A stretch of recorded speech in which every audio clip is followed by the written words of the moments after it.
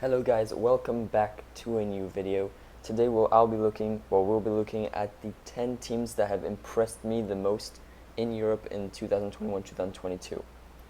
And this is going to be a very interesting video everywhere in Europe. Not in second division teams though, only in top divisions. But it ranges from the Slovenian league to the Serie A. For me, number 10 is going to be FC Twente, who play in the Eredivisie. This is a team that usually finishes mid-table. Actually, in fact, they got relegated not too long ago, and finishing fourth in front of AZ is incredible for them, and Vitesse too. Both were European teams this season, and only 3 points behind Feyenoord. As you can see, they're a very inconsistent team, finishing 10th, 14th, last also in the Eredivisie in recent times. But this is their best finish in 8 years. So it's still an incredible finish. They've had a stint in the Eerste Divisie, the second division of Netherlands. So it's an incredible season.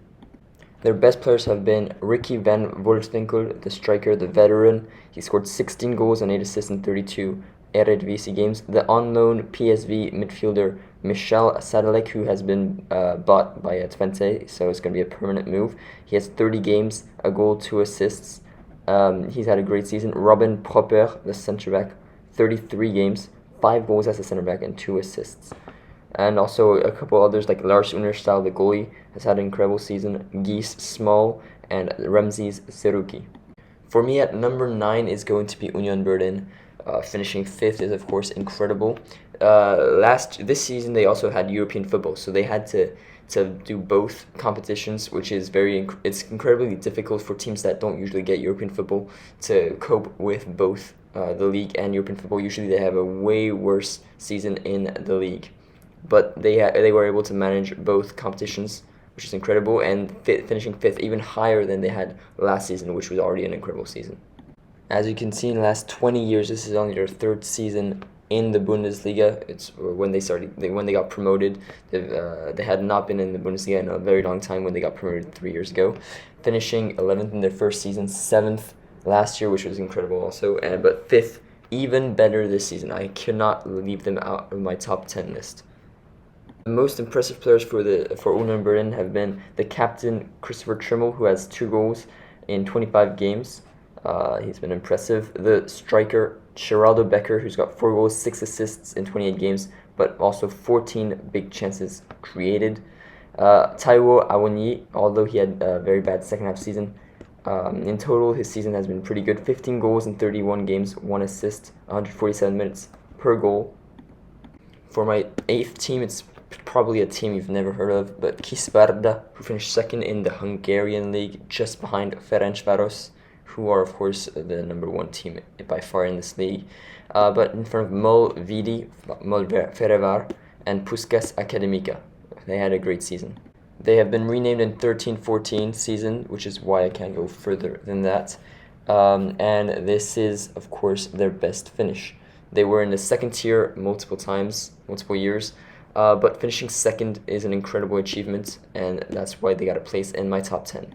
Their best players have been Claudio Bumba, who has 11 goals in 29 games as a midfielder, Jasmin Mesanovic, an 8-goal striker, Jasir Asani, an 6-goal striker, and Jaroslav Navratil.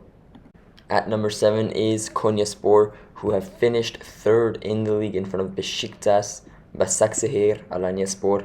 A lot of good teams there in the Turkish Super League, and they definitely warrant a spot in my top 10.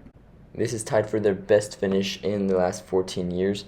8th was their other best finish, so it's visible that finishing 3rd for them is not usual, and it's a great season when they do finish 3rd. They've even been in the 2nd division in the last 10 years, which shows finishing 3rd is an incredible achievement.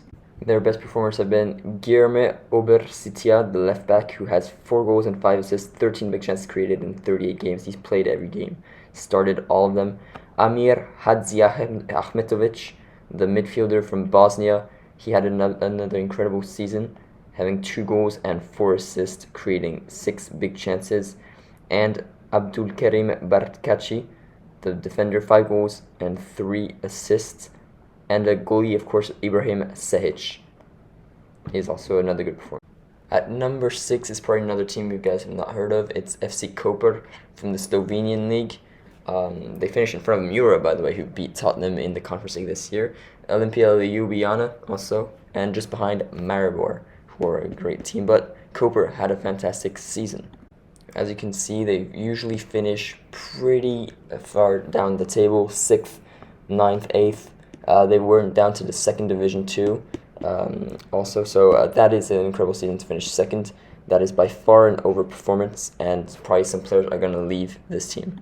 Their top performers have been Max Barisic, a striker with 13 goals in 25 games. Lamin Koli, another striker, but he's joining Puskas Academica in the summer. Kahim Paris, a young Jamaican forward. And Bede Amarechi Osuji. They've been the top performers. The 5th top scorer has 2 goals, so those 4 have really gotten all the goals. At number 5 is none other than AC Milan. Of course, they had to be on my list in the top 5. They had to be. They could not go anywhere else. They finished in front of Inter, in front of Napoli, in front of Juventus to finally win the Scudetto. And it's an incredible season. Honestly, they had a lot of good performers in there, but a wonderful season. Well done to Pioli for managing this team. This is their first Scudetto since the 2010-2011 season. In the last 10 years, they finished 10th, 7th, 8th, so they've not been as good as in their history, but they finally get back to the crown of the Serie A, to the top, and win a Scudetto. In terms of best performers, is of course Theo Hernandez, 5 goals, 6 assists at left back after 32 games. You cannot leave out Rafael Leao, who had a breakout season. And when I do a top 10 breakout season players, he's probably going to be on that list with 11 goals, 8 assists in 34 games. That's 19 goal contributions. Sandro Tonali, the young midfielder, also had a great season with 5 goals, 2 assists, 8 big chances created, played 36 games. And players like Fikayo Tomori, Mike Mignon. Mike Mignon had an incredible, a tremendous season. In the league, he's got a save percentage of 80%, conceding 0.7 goals per game and 2.6 saves per game. In 32 games, he's kept 17 clean sheets, to tell you everything. In 4th place in my ranking is 3rd place in the Danish league, Silkeborg, just behind Midtjylland. Well, not just behind, they were 16 points behind, but still behind Midtjylland and Copenhagen, in front of Brøndby, who had won the league last year, Aalborg, and Randers, who went to knockout stage of the Conference League, but they had a tremendous season, and that's why they're into the top 4 of my list. This is their best season in at least 20 years. They've been in 2nd division very recently. They were newly promoted. They're usually bounced between 2nd division and 1st division, just like Norwich and Watford.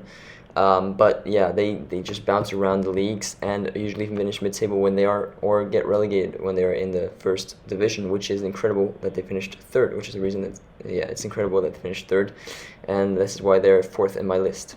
They have a lot of top performers, a lot of goals in their team. Nikolai Valis, 10 goals, 10 assists in 32 games, 20 goal contributions. Niklas Helenius, another forward, 17 goals, 2 assists in 29 games. Sebastian Jorgensen, a 21-year-old, remember the name, 11 goals, 9 assists in 32 games, 20 goal contributions. And other players like Mark Brink, the midfielder, Tobias Salkist, the defender, Robert Goyani, the midfielder, have also been good and essential to their good form, to their good season. In 3rd place, starting my top 3, is Royal Union Saint-Gilloise.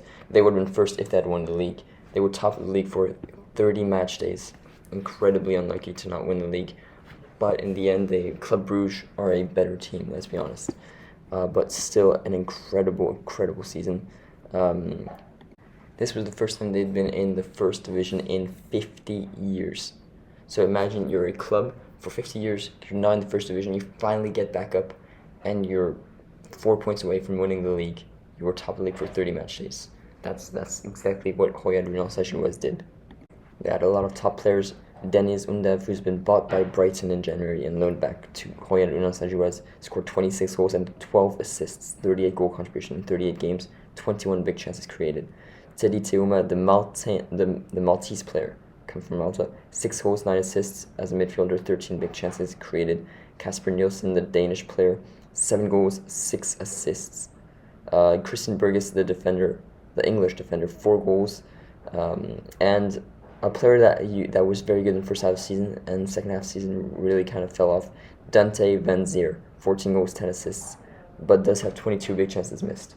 Getting into my top 2, number 2 is Trabzonspor, who won the league by a lot. It doesn't show it now, 8 points. That's because Fenerbahce in the season great, and Trabzonspor knew they were going to win the league, so didn't really play that well in the second half of the season.